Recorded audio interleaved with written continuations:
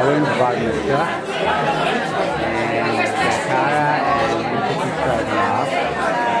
Hey guys, how are you?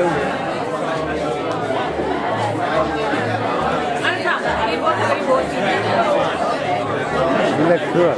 We're bored teenagers. We're so bored. Oh, both teenagers. Bored. Bored teenagers. No, I think you need to work on your board a little more. You've got it right path. Oh, that was how many years ago?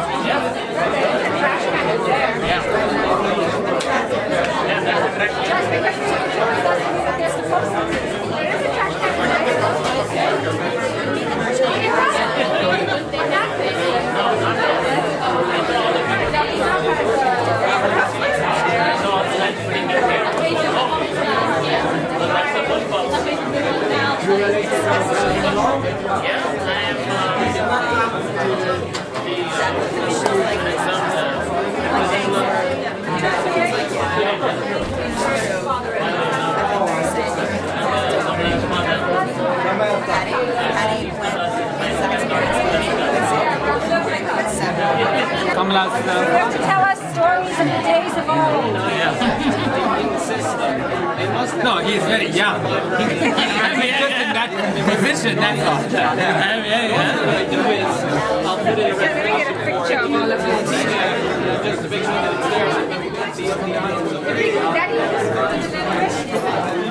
You've got camera limitations.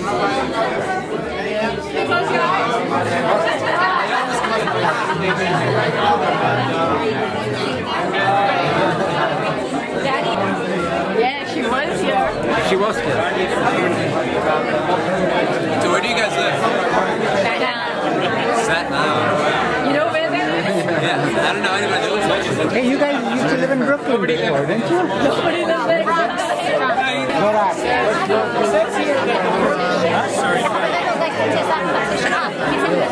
So they have Hashkama. Mazel tov. Mazel tov. Mazel tov. Happy birthday, Mazel tov. You want to say anything to the camera? Hello, camera. Hi, Fred Schulman. You're awfully close. I think you're getting real close up there. Yeah, I'm not so experienced with this camera. Mazel tov to Mallika. Thank you. Be the Gilad Esther for many years to come. Yep. Oh, hi, Benjamin. Mazel tov. Do you have a comment to the camera, Marsha? Oh, that's thank you. I'm not very original. I'm not creative. You Yeah, gotta me ask the either. other half if you want to grow Yeah, him. I'm not running a great commentary myself. Mazel tov. Mazel tov, mazel tov. Twice in whatever, I don't know, I don't speak Yiddish, but Chozot, Avea Beinachat Mazal. Yes, sir. Mazel tov. Mazel tov, everybody. You want to tell anything to the camera? Hi. Hi guys. How are you? Mazel tov. Mazel tov. There you are. I'm expecting a speech in Yiddish. I only understand them in English. Do you have anything to say to the camera? Otherwise, I'm trying Hebrew. How are you? Oh, What did you want me to doing say? fine. I did say Mazel tov. You want to say it again? I'll say Mazel tov again. Okay. No, I like that comment. That's Okay. good. Very good comment, right? I'm not so great with this camera. Is it new? What? Is it a new camera? It's my uncle's. Okay. You know Suresh? You know my uncle Suresh, my father's brother? No. Oh, well he's standing right there if you want to meet him. Okay.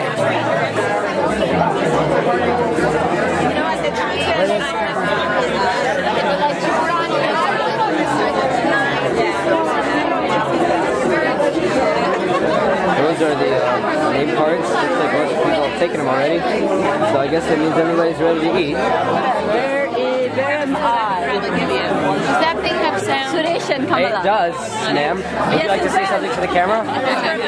Okay. Mazel tov. Thank you very much. Mazel tov to you. Wonderful. Mazel tov. Mazel tov. Herzl mishpacha. It's showing off. As I started writing. Y'all say.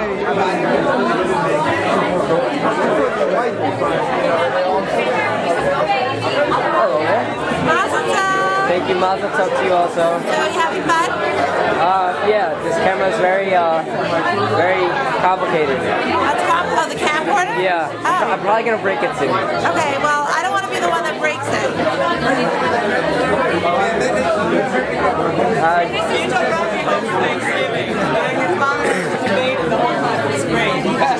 Very slow in your motor.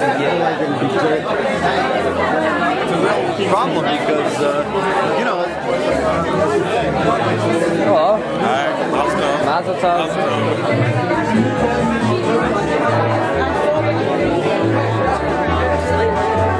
Hi. Don't film me for what I'm doing.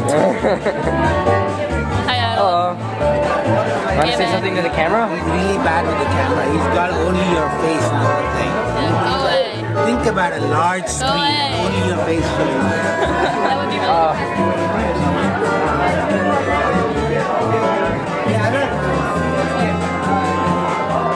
Let me stand here and I'll take everybody as they come in. Unless you want to do it. No, I'm not good at this.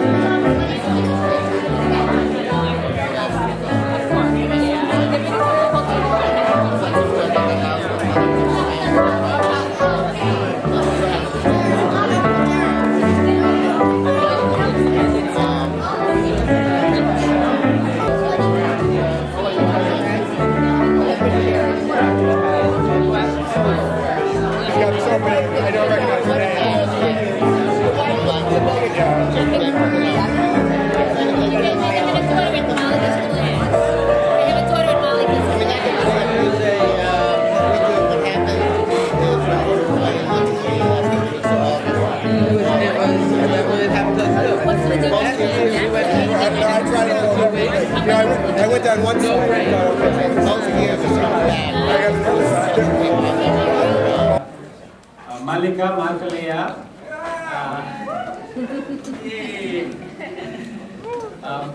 those of you who were at the Megillah laning Monday night know that she did a great job there, and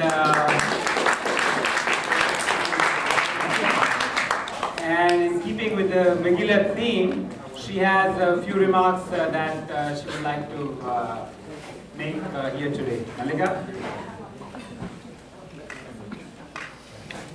Hi everybody, and thank you for coming to my Bar Mitzvah to celebrate with me. I'm going to start the speech with a brief summary in Yiddish. Don't worry, the rest is mostly in English. Ich will euch alle bedanken, was ihr seid heimgekommen zu fragen mein Bar Mitzvah mit mir. Für die von euch, was verstehen nicht kein Englisch, will ich zuerst sagen, auf Vorwärts Jiddisch. Ein Größer Heinz wird sein wegen Kass in der Megillah. Gleich von und her werden Menschen in Kass. Für Melech Achashverosh wird in Kass auf Vashti, sein Malka, weil sie will nicht kommen zu der Simcha, wenn riecht sie. Und Muchan, was ist Beamtes kommen, zu ihm, soll wegschicken Vashti. Schickt sie weg, aber später hat gehört, weil sie Beamtes lieb gehabt, aber es ist sie spät. Danach sehen wir, als kommen wird in Kass auf Mordechai Tzaddik, und ist so aufgeregt, als rief weghaken in das ganze jüdische Volk. Beim Sof wird kommen allein auf der Hand des Kulis an Kass.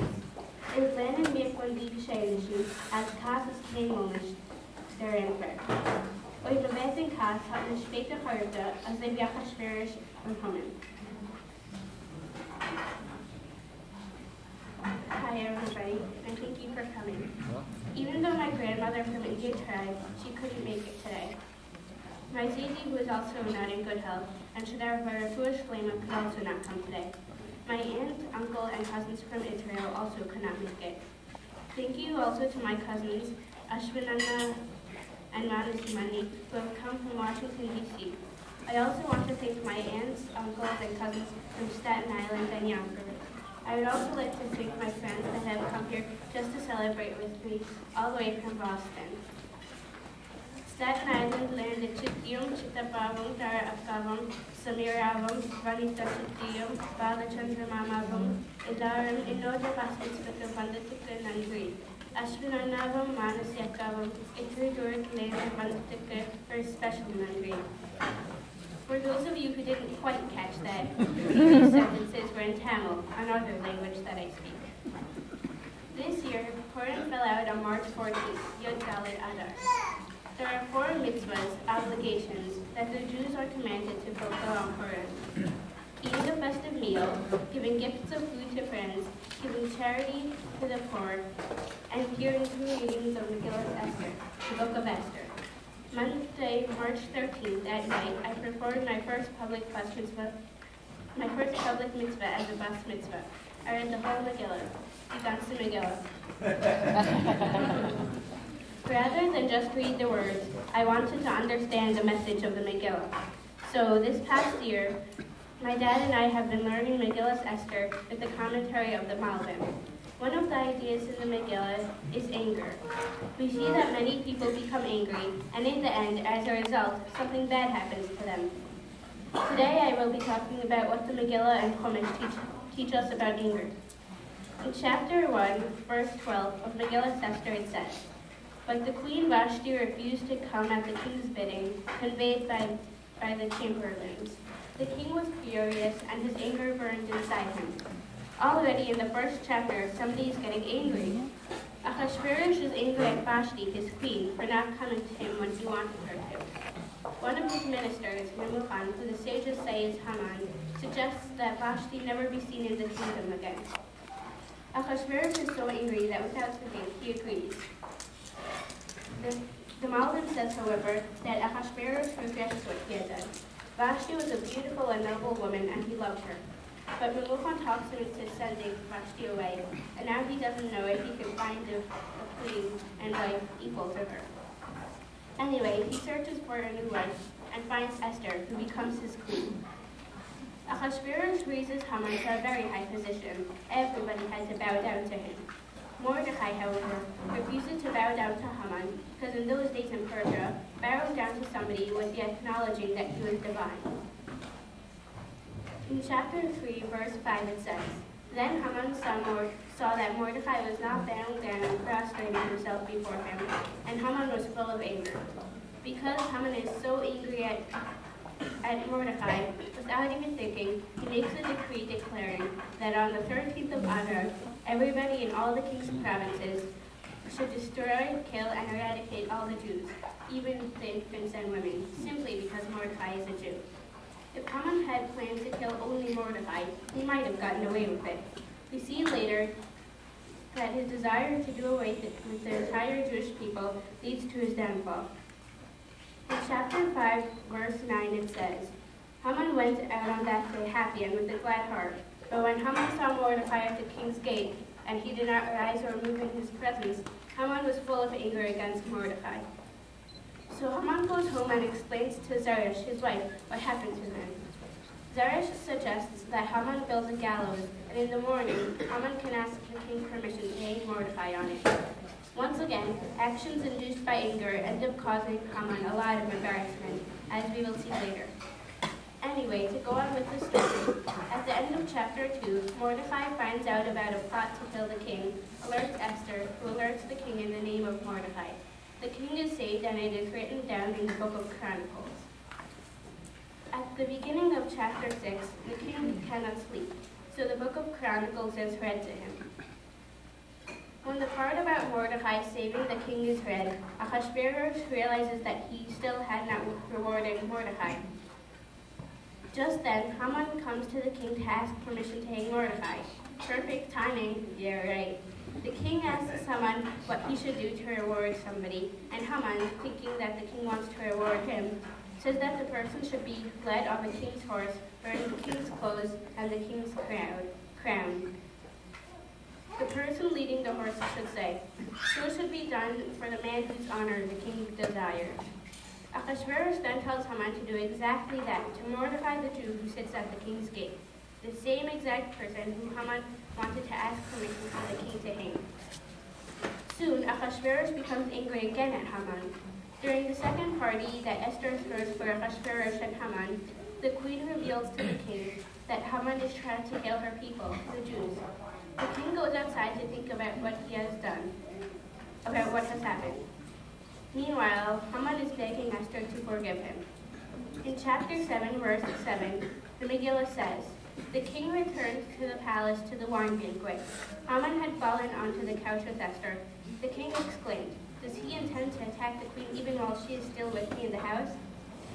So then, Harbona suggests to the king that Haman should be hung on the gallows that had been made to hang Mordecai. So at the end of chapter 7, Haman is finally hung. What have we learned from here? We have learned that anger causes people to act without thinking, so that they do things that they regret afterwards, things that they wish they had not done. Ultimately, what we do when we are angry actually ends up hurting us. For example, Ahasuerus got angry at Vashti, and he ended up losing a wife that he loved.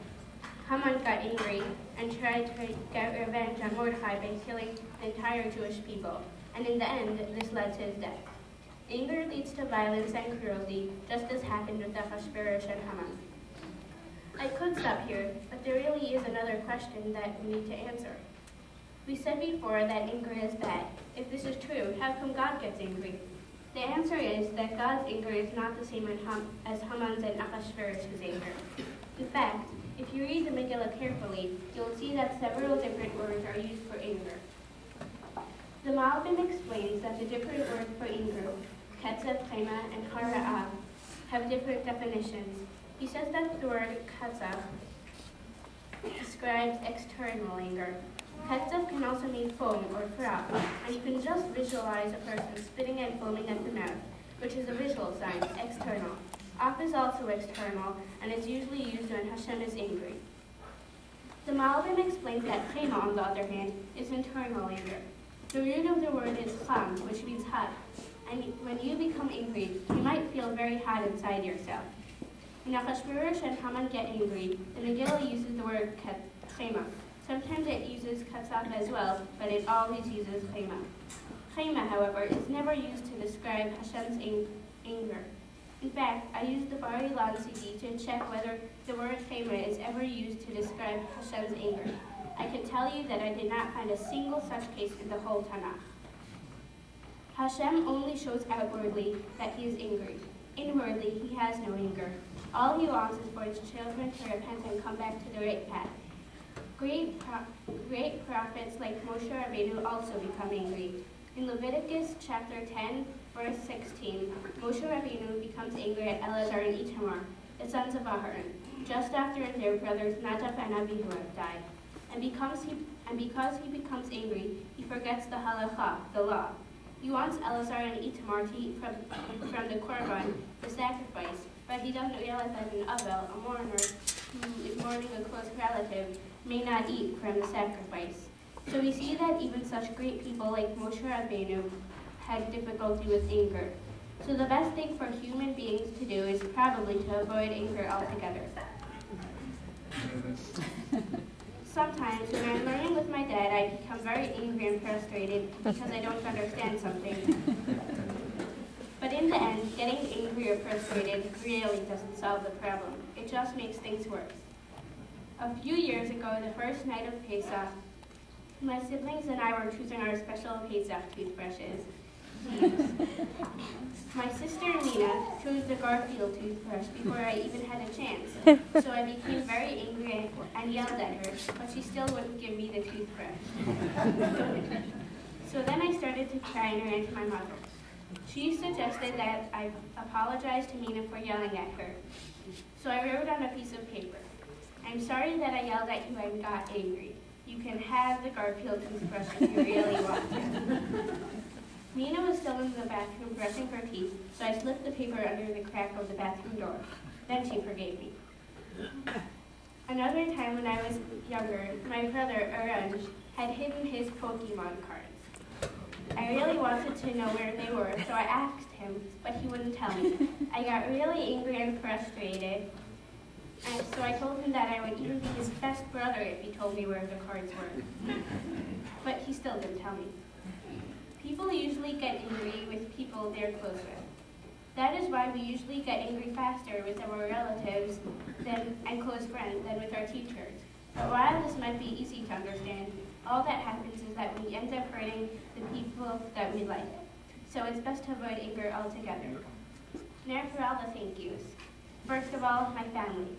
Everybody in my family has helped me prepare for my Bas Mitzvah. My brother Arun taught me the torah or tune for Megillah Esther, which I read on March 13th, the night of Purim. My sister Nina continued helping me with the Megillah by listening to and correcting me when I practiced reading. Then when my siblings had too much work and couldn't help me, my mom finished the job by forcing me to practice and practice and practice during my spare time. Then she would correct me when I practiced reading. If she hadn't given so much of her time to make sure I practiced regularly, I know my Megillah reading would not have been half as good. My mom also organized the Megillah reading and this brunch with my dad. Mommy, I really appreciate all the hard work you've done. Ich schätze sehr, was du hast gearbeitet, so schwer, so von meiner perfekte Bas Mitzvah. A großen Dank. My dad also learned the Malbim's commentary on Megillah Esther, as well as his own humorous commentary with me. He also helped me write the speech. Thank you all for coming and enjoy the food. And now, Gita will say a few words. That was very nice and unexpected. They didn't let me read her speech. Guten Morgen nach allen. Sie sind emse Freude, zusammen einen mit den Besprüchen in Gita Freien und alle, was die kennt sind im Hand. Ich will reden ein bisschen mit Mokkelein in ihr Numen, aber zuerst ein paar Werte wegen ihr Megillah lernen. Last week, many women in this audience had the opportunity to hear Mallika as she learned the Megillah on Purim from a cloth. meaning that there were no vowels and no trop or musical notations. She essentially spent the last 18 months learning to do this. It was a family venture. Everybody pitched in and taught her some aspect of the Megillah laning. So that all of us, some of whom knew a little trop at the beginning, some who knew absolutely none, like myself, everyone learned how to lane the Megillah and help her with it. But nobody stood up there and did it like Mallika. Actually, I sat next to her the entire time, holding one edge of the Megillah, and I kept looking up at her. I looked at her, and I was unable to catch her eye even for a split second. Afterwards, when I asked her how she felt during the laning, she said she had no recollection of doing it. I guess that's the adrenaline getting a good workout. Some of you may think that the reason why her Yiddish name is Malka, meaning queen or princess, is because she was born the week of Purim. That would be a good guess, but it would be wrong. Others might think that since we already had a Melech, or king, in the family, it was only appropriate to add a Malka. That would also be incorrect. Actually, we chose the name Malka because, as with our other children, we wanted names that both of us would feel comfortable with in our respective languages and cultures. We did the same with our other children. The name Mina was a 100% match because it's both a Yiddish and a Tamil name. The name Arun was already less than a 100% match, since Arun, or Adala as we call him, is a Yiddish name, and the Tamil name Arun was as close as we could get to a homophone. Okay, so by the time we got to the third child, we had to make a special trip to the New York Public Library on 42nd Street, schlepping 2 toddlers and diapers with us, and sit in the reference room with several books of Indian names just to find a name. After several hours, we finally settled on Mallika and Malka. Even less of a match, but it was the best we were going to get. And by the way, Mallika also means princess in Arabic, and in Tamil, it means jasmine flower. Malka turned out to be a very appropriate name for our Mazinka.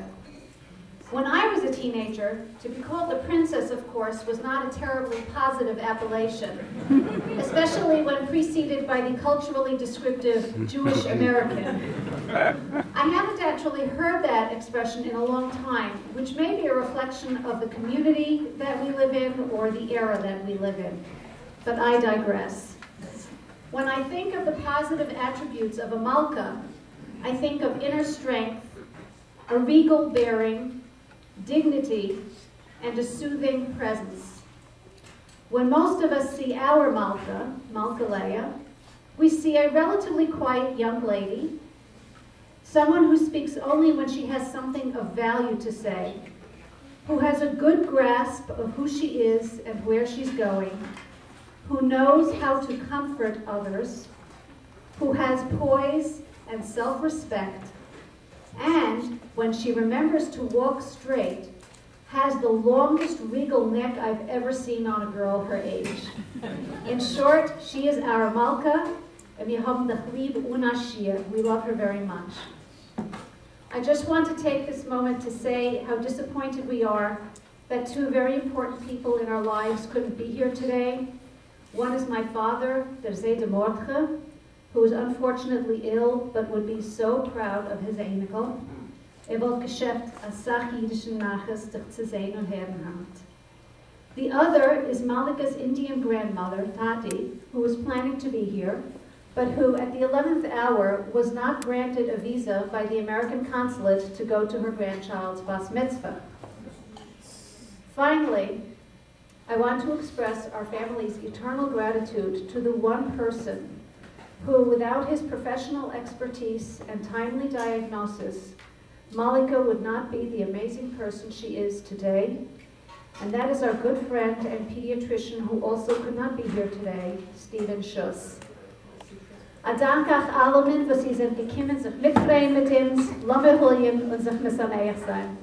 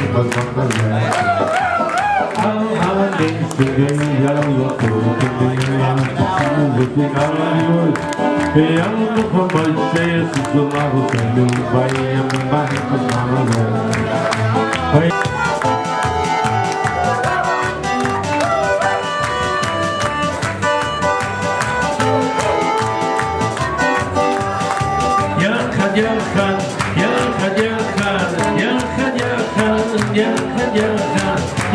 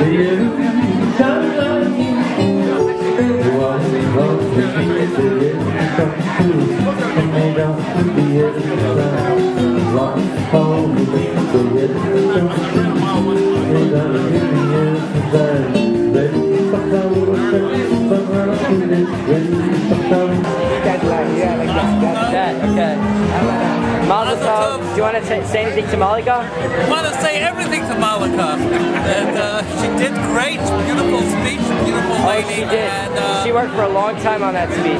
Okay. I'm sure you helped her. Okay. A little. Mallika's very glad that you came to the Megillah laning. Mallika's very glad that you came to the Megillah laning.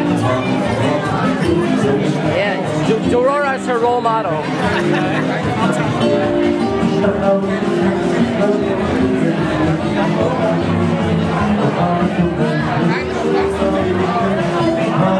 Mazel tov, mazel tov. Would you like to say anything to Mallika so she can look at this video in 10 years and know what you said to her? Mallika, you look beautiful up there, and I laughed at all of your jokes.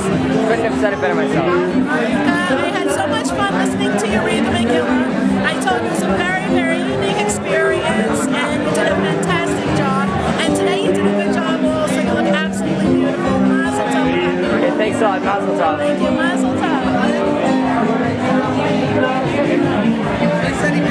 Mazel tov. Thank you so much for letting us share your simcha. And I'm really enjoying it. I can't even talk. I'm enjoying it so much. Thank you.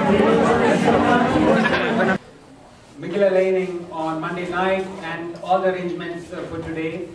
Even though Mallika included me, in the preparations, thank you for the preparations for today. Really, people did all the work and all the focus goes to her. Mallika, and I'm not going to be able to match that at all. So I'll just say, same thing goes for me 100%, and I'll leave it at that.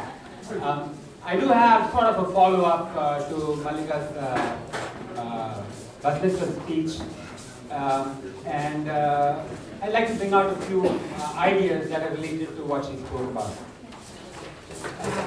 She spoke about the subject of anger and what Megillah teaches about the destructive effects of anger.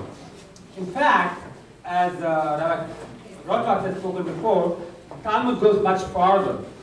In Masechet Shabbos, in Tractate Shabbos, page 105b, it says, and I'm just going to give you the English, and if you don't know what Avodah Zarah means, I'm going to get to it. That's a key element here in this speech.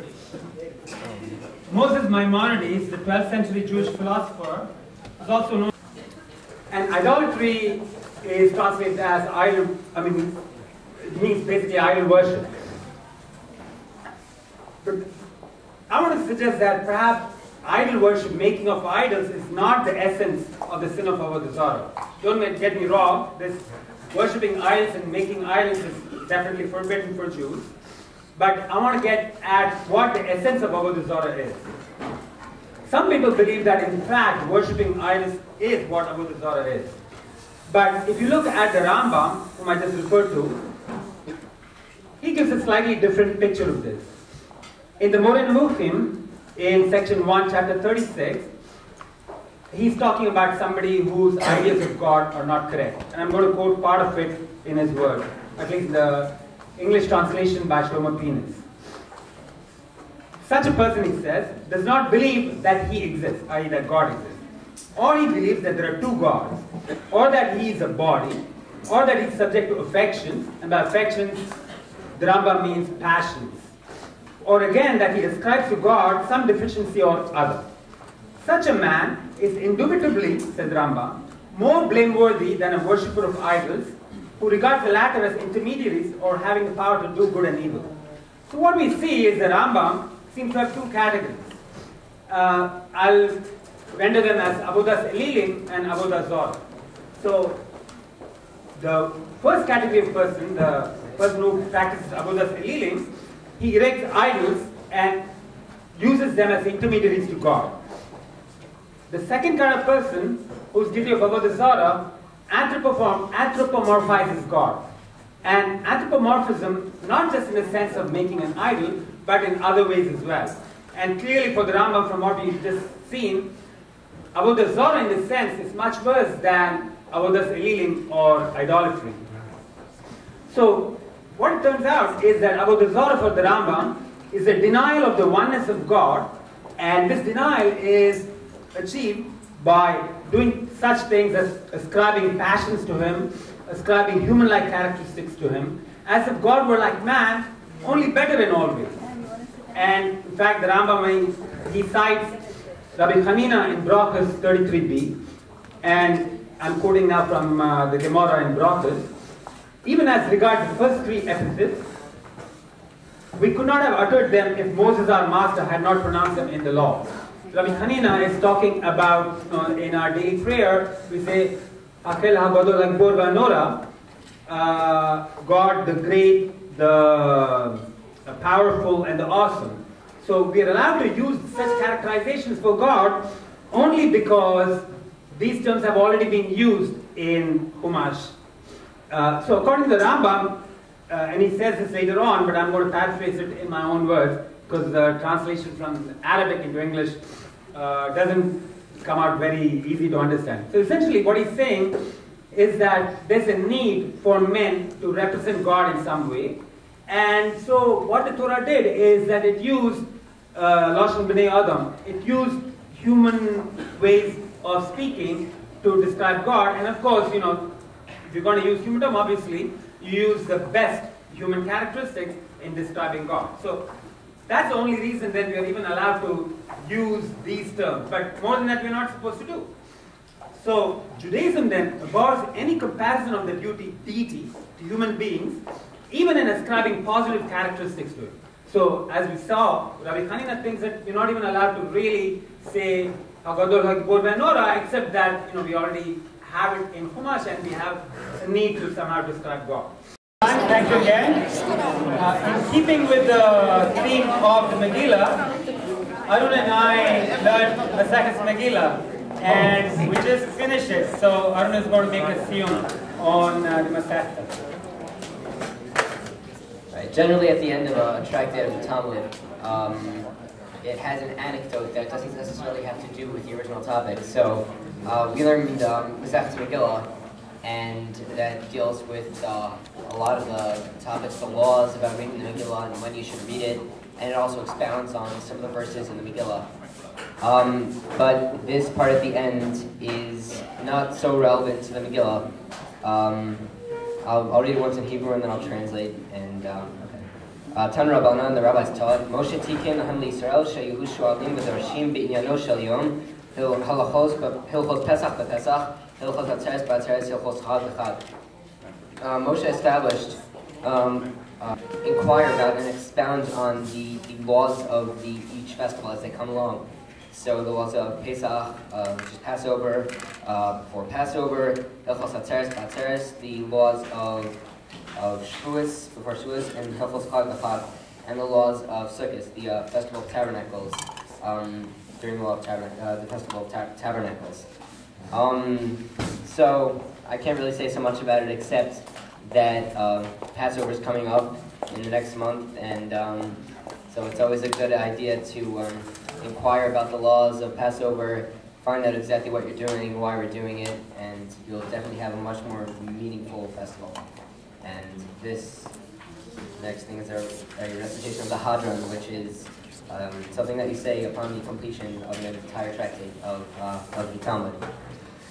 Hadran alach Masechta Megillah v'Hadra Chalan Daitan alach Masechta Megillah v'Data Chalan Lo Nis Misheminach Masechta Megillah Lo Nis Misheminach Lo Ba'al Malahadim Lo Ba'al Mamadasei Hadran alach Masechta Megillah v'Hadra Chalan Data Chalan Masechta Megillah v'Data Chalan Lo Nis Misheminach Masechta Megillah Lo Nis Misheminach Lo Ba'al Malahadim Lo Ba'al Mamadasei Hadran alach Masechta Megillah v'Hadra Chalan Datan alach Masechta Megillah v'Data Chalan Lo Nis Misheminach Masechta Megillah Lo Nis Misheminach Lo Ba'al Mahadim Lo Ba'al Madasei Yiratzon Levanecha Adonai Eloheinu Levaseinu Shetehei Torascha U'Manuseinu Ba'olam Hazeh U'Yehi Ma'alam Allah Chanina Bar Papa, Rami Bar Papa, Nachman Bar Papa, Achai Bar Papa, Abamari Bar Papa, Rachman Bar Papa, Rachish Bar Papa, Sucha Bar Papa, Azar Bar Papa, Zara Bar Papa.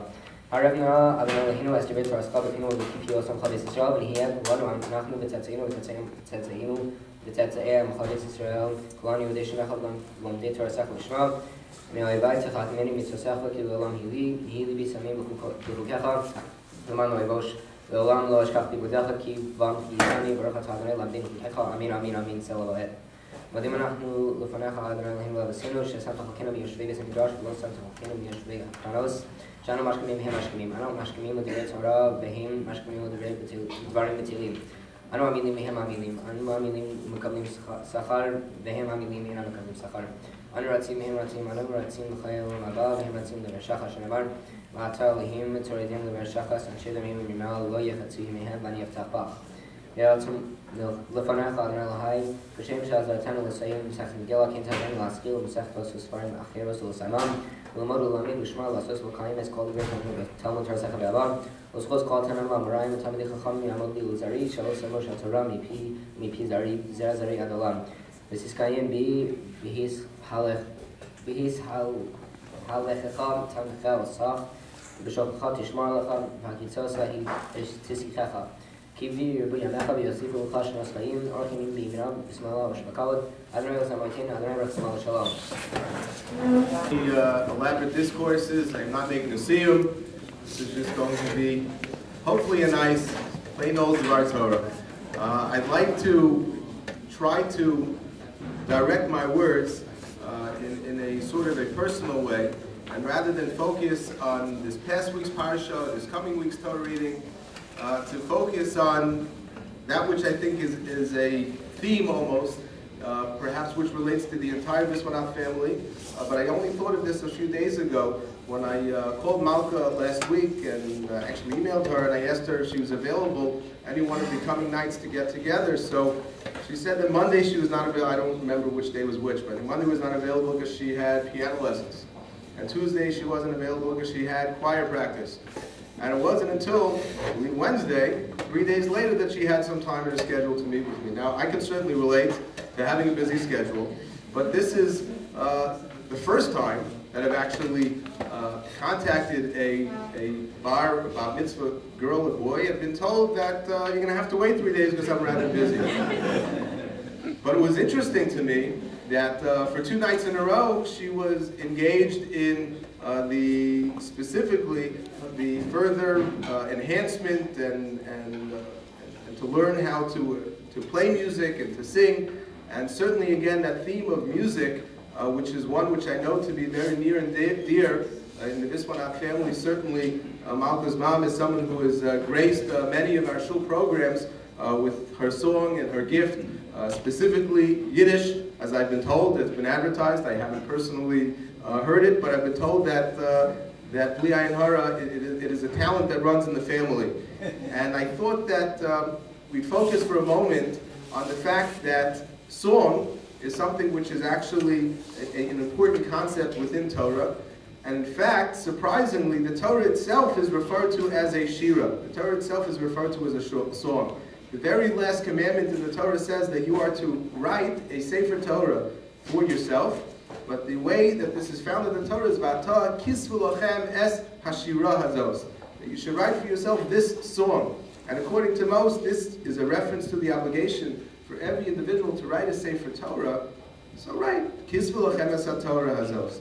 Why is it that the Torah is called a song? So, many suggestions have been offered. I suppose the most obvious of all, and I'm not even sure where, if anywhere, I have seen this suggested, but just as music for many people is something that if the mood is right and the song is right and the person hears it in a way that is able to penetrate their soul, so it can have a very, very uplifting effect. And the same can certainly be said about Torah. Torah, either a Torah thought, or the more likelihood when a person is devoted and committed to Torah on a serious level, so it can also offer somebody a tremendous, tremendous spiritual boost, similar in many ways to the way music can. Another explanation that I had heard in the name of Herzog was that music and Torah have one very important element in common, and that is that when it comes to most disciplines, a person can only appreciate a particular topic or issue on the level that he or she is trained or educated to do so. So, for example, if a person is not well versed and knowledgeable in arithmetic, there's no way that they're going to appreciate an equation in algebra. And a person who is not familiar with the workings of algebra is not going to appreciate a higher level mathematics. One cannot appreciate quantum physics if they can't appreciate some of the basics. There are 2 exceptions, perhaps, in all disciplines to this, and that's Torah and music. When it comes to both Torah and music, so a person doesn't have to be necessarily well-versed in musical theory to appreciate and to enjoy a nice song, a piece of music. If one hears a song that, again, speaks to that person, so even though he or she can't explain it, cannot read notes, and has no idea why it's speaking to them, it is. And Torah very often has that very, very same immediate penetrating effect. And in fact, I saw in the Beis Halevi Haggadah that they say in the name of Reb Chaim that that's what it means when it says in the Haggadah that Kineged Arba Banim Dibra Torah. That the same Torah, the same verse, Bereshis Bar Elokim, could speak to people on all different levels, a 4-year-old and a 10-year-old and a 13-year-old and a 90-year-old. All could learn the very, very same words and speaks to people on different levels. I'd like to suggest, again, in honor of this occasion, another possibility, and that is that music is something that you cannot be told or commanded by another to appreciate, to truly love. I've had students that have tried to convince me that rap music is something which is actually quite enjoyable. I always try to listen to my students, and I've given them ample opportunities to convince me. I understand that there are some people that really, really do like that music and enjoy it and find it meaningful, but it's something that I have not been able to relate to. I've tried to share some of the music that I like with them, and they don't particularly care for it. You have to work at it, and it has to be something which is meaningful to you, which speaks to you on your level. And I think that the same is true when it comes to Torah. A person cannot merely enjoy or find Torah meaningful because this is something that my parents do, this is something that I've been told to do, because this is my tradition. We've been learning in our tefillah shir before davening about Kriya Shema, and we read a very, very nice insight from Rav Schwab that when it says in Shema that we remember the mitzvos asher anochi mitzavcha hayom, so that a person has to realize that we keep mitzvos because this is something that is important to me. I have to work on my personal connection to mitzvos, and not because this is my tradition, and not because this is what my parents do, or this is what I've been told to do. And I know, and I hope I'm not speaking out of place, but I do know that everyone, to some extent, the Viswanathan family, makes it a priority to connect to Torah on a very personal level. They look for meaning and relevance in a way that goes beyond perhaps that which is the norm, where we find so often that we get trapped in the pattern of habit and we perform mitzvahs out of rote without really, really thinking and trying to connect to it in a personal way. And certainly, this approach to Torah is very consistent with their commitment and devotion and appreciation of music. That music is something that you have to enjoy because you understand it and you connect to it and it speaks to you as a person. And Torah has to be the very same way. I have to comment that as an outside observer, I am inspired, even though I'm not a mother, particularly inspired by the manner in which Mallika, your mom, has taken such an active role in training you and preparing you not only for your bar mitzvah, but perhaps even more importantly, giving over to you this very important message of making Torah something that is real, something that is personal, something that speaks to you, and not to just do what everyone else does, and not to just follow the motions, but rather to make it something real and find inspiration in it. Very much, once again, the way she has trained you and inspired you to feel a connection to music. Not only, again, the tremendous devotion and time that I have heard that was spent in preparation for your bar mitzvah, but perhaps, again, more importantly, the tipul, the care and the concern and that very, very special motherly touch, which has Bli Ayin Hara set you on a very, very special course, which gives us a lot of confidence that hopefully you will continue to be a source of nachas to your family for many, many years to come. And I will say that I've also observed, and perhaps the two are very much related, that which appears to be an extraordinary kavod, which the children, not even children anymore, but the junior members of the Viswanathan family have shown their parents, and there was a scene that I captured in my eye, and I commented at the time, but it's been fresh in my mind since. A few weeks ago, when Gittel was still in a wheelchair, it was a Shabbos afternoon, and her children were taking her for a walk. So obviously we would never want to have to see someone who can't walk on their own. But that's part of life, and from time to time, and thank God she's back on her feet, that's what happens. But the manner and the pride and the care and concern and the way that these children were taking care of their mother in a very, very motherly sort of way was something that was very inspiring. And again, I think it's all very much related. That there is mutual respect, and there's this merging, if you will, between two generations. And when you're down, your mom's there to lift you up, and when she's down, you're there to lift her up. And we hope that, again, that your devotion to music and to Torah and to your family and to all of the wonderful ideals which you learn in your home. And I'd be remiss if I didn't comment on what a special treat and delight it is for me to interact with your father on a daily basis, and perhaps most notably in my mind is his presence at my Wednesday night Gemara Shir, which keeps me very much challenged. If I know that Melech is not going to be there on a Wednesday night, I'd probably start preparing an hour before the Shir.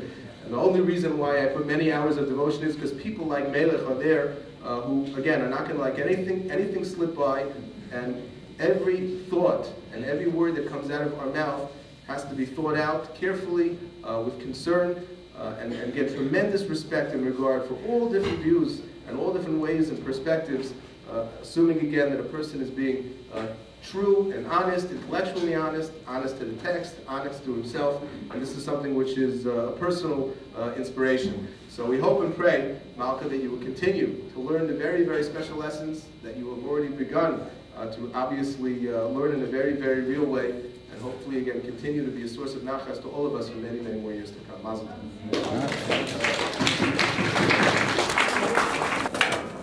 This is a song that was written by my aunt, Bela Schechter Gottesman, a noted Yiddish poet.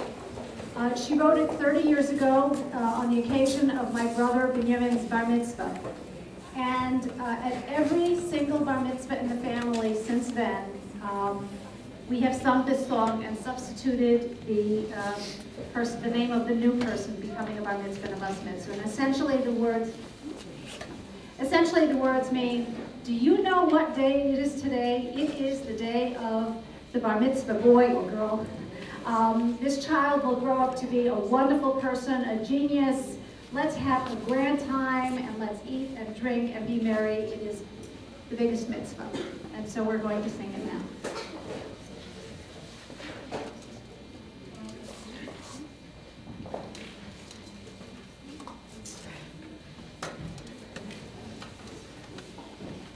And when you can't you mitsingen. Sie weiß dir, was auf sie sein, all the way it's Bas Mitzvah. Sie kommen und geht der Freund auf der größte Simcha, weil am Mädel wollen und Bas Mitzvah. Ich kenne die Tage sein, das Bas Mitzvah. Die Gittele ist auf Reus bei die Tate Mame. Wenn sehr Kinder reus an Reuse goin ist Stonne, weil am Mädel Beul und Wein, das mit Vermädel. A geht jedes Kind, wenn sie Tage sein, das was mit Vermädel. Sie geht alles singen, dick, lassen sich nicht ein. Singen ist doch dick, singen dick verweilen, weil am Mädel Beul und Wein. Geht jedes Kind, wenn sie Tage sein, das was mit Vermädel. Ob wir sich bis mehr sein, obwohl ist was Mitzvah. Essen, trinken, ein Glas Wein, aber doch am Mitzvah, weil am Mädel Beul und